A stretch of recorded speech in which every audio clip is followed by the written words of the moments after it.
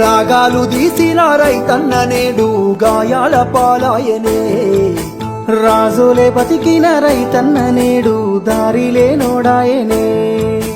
రాగాలు తీసిన రైతన్న నేడు గాయాల పాలాయనే, రాజులే బతికిన రైతన్న నేడు దారిలే నోడాయనే. నాడు పచ్చని పంటల్లో నెలవంక తీరు నిలిసిన రైతన్న, వాడిపోయి నేడు రాలిపోతున్నాడు ఎవ్వరి పాపమన్నా.